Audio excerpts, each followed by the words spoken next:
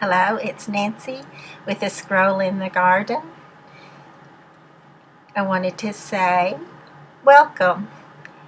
It seems like just a little bit ago we put this sign out, don't wake till spring, and I was expecting a long winter's nap and rest from the garden. But as you can tell, time goes fast, and it's already time to clean out the garden. Christmas is over. Valentine's Day is just ahead. And we actually began cleaning some out yesterday as we had a pretty day, but today is cold. This is the clematis as it looked last year. And I've been looking at some things on YouTube on how to prune clematis. I found on Oklahoma Gardening, pruning clematis. It tells some of the ways to tell when to trim your clematis, and then I also saw Monty Don demonstrates spring clematis pruning, and one of the things he said in the comments was if it blooms before June, don't prune, and I would add until after it blooms. The clematis is one of my favorite plants. I have several of them. This is the first one that I planted. It's called the President. Still one of my favorites. In the next picture here we're going to have is one of the things that we just finished clipping back, and it is the pampas grass. I love to see the pampas grass in the fall, especially when the birds light on it and just take it down with their weight, but it doesn't go far down and they start eating on it. This is in our back garden, and it is a love grass. I like to try to trim the grasses early in the spring or even late winter. This is a mully grass or cotton candy grass, and this is my brother who painted so many things in the garden for me. All the stuff that looked dilapidated, like it probably should have been thrown away, he fixed up to where you would be so glad you didn't throw it away because it looks like new again. This is a cherished picture of myself and my brother. It was taken right before he got really sick, so it's certainly special to me. Now, hello, it's Nancy with A Scroll in the Garden, and I wanted to show you what we've been doing in the garden and how the garden is doing this winter, this late winter. It is cold outside today, but yesterday was so beautiful that my husband, who is also our photographer there, got out and did some trimming. As you can see in the background, I should have took you a before picture, which I didn't, but it looked horrible. So this is where we trim back the pampas grass. I like to leave it for winter interest and the seeds for the birds, but I like to get it quickly in the early spring or late winter because I don't like all the seeds going to seed, and I have pampas grass everywhere. Even though I like it some, I don't want it to get invasive. I painted some more of my pots. My brother left me some paint, as I told you, and so I did that. We have another deal of the pampas grass on this other side. I tried to do one of the pink ones, but my pink one didn't make it, so I'll probably try that again. Some of the pampas grasses just look so pretty. Mine are more of a thin wheat type. I love the big fluffy seed heads. I'm going to get those going at some point. You can see that our little flowering quincy has little buds. Babe, can you kind of close in on some of it, get close up to some of that to where you can see the buds coming out on it already. And if we don't get too bad of a freeze before when they're budded out, the forsythias are also, they're usually very pretty in the spring. My husband put these here for me early on before I started gardening at all, and he put one on either side of this railroad tie rail, and it just, in the spring, it just looks so showy and pretty when they're blooming with their pretty bright yellow blooms.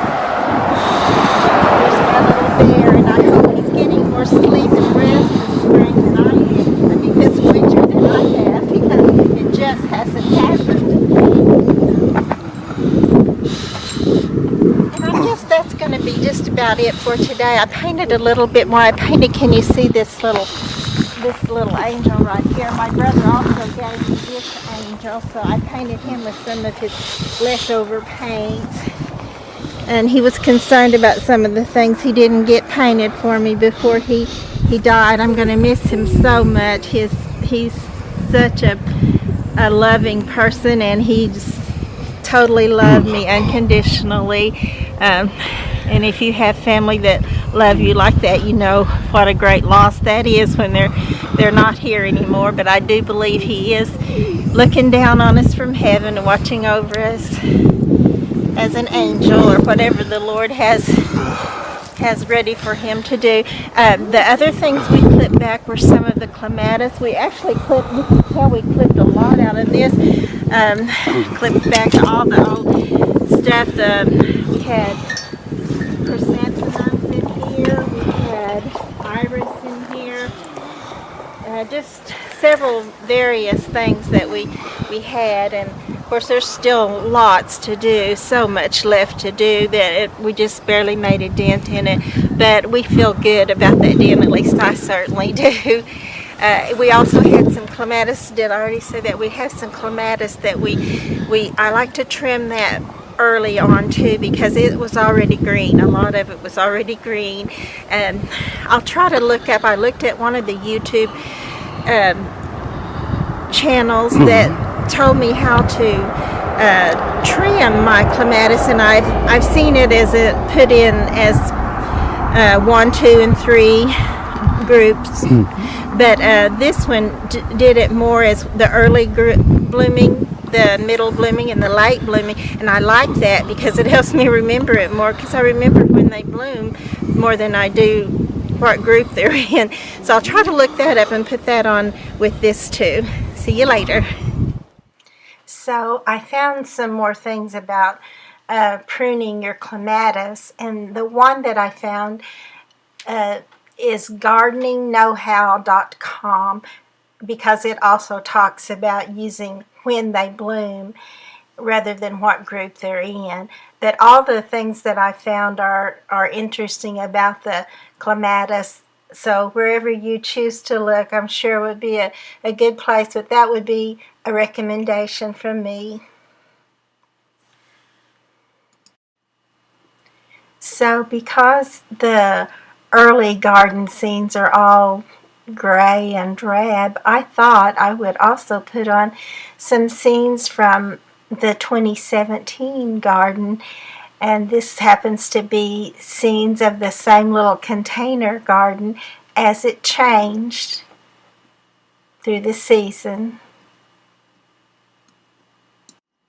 Hi, it's Nancy with A Scroll in the Garden, another one of our 2017 container gardens. And this was right before spring, which we do normally have a frost, freeze, ice, something always right before we garden, or sometimes we start the gardening and have to redo what we just lost in the frost. But this is one of the pots that I did last year. It's very pretty. I used you can see the petunia there, and then that purple petunia and that orange African daisy went so well and pretty together. This is a pretty bacopa, the white bacopa, and this is a purple calabachoa that my husband got me for Mother's Day. And there at the bottom of that pot is begonia, and the trailing is creeping Jenny. This little pot it's always another one of my favorite pots. I like the double tiers, even though that top tier there, it's very small, and I usually put sedum in it because it doesn't take much water to keep it going pretty good. This shows how pretty that petunia filled out. It just did wonderful, but I've got to figure a way to get my petunias to last longer. This is later on in the summer when the pretty golden yarrow and the bright bee balm were both full in the garden. There you can see a daisy and some red salvia along with it. Here we are back to our featured pot in the Calabrachoa and the Bacopa. I usually have trouble getting all those, but one day I'm going to get that going. Hopefully, you can see my Calabrachoa did make it through the season, but it didn't get very full and pretty like I want to get it someday. The purple there, the front purple was a crepe myrtle, but the back purple was the Laura Tall Flock Garden Phlox, and the butterflies just love it. This one was just having him a time out there on that. This was the last one of the pictures of the season for this particular pot. As I told you earlier, we got an early frost. It was taken away a little before I wanted it to be.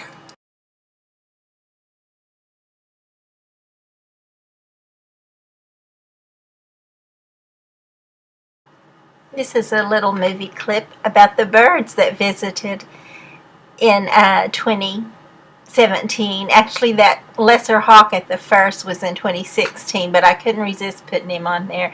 And then these were the doves, some of the doves that came and visit. I love to see the doves. Of course, they always represent peace, and they always seem to represent tranquility and serenity in the garden. This is a little barn swallow and her little family. This is a bluebird. I know this is not a good picture. It's not clear and sharp, but it was just an instant he was there and then gone. And I actually prayed for a bluebird to be in my garden, so I wish there were even more. These, of course, are the woodpeckers and the cardinal Leguina, no, same cardinal actually on that one. And then zoom, I don't know if this one was the same one or not, but I got a perfect picture, and he was there for a split second. I saw him fly away, and I thought he was gone, and I missed the picture, and then I looked on the camera, and there he was, like he had been sitting there all that time. Of course, we missed the hummingbird, and then these little fledglings that just were learning how to fly and getting a drink. And this is the sparrow at the end. My husband actually took that picture. I just love it. It's the new growth and the pretty color on the bird just blended together. So that's some of the birds that visited the garden, and I always love to see them.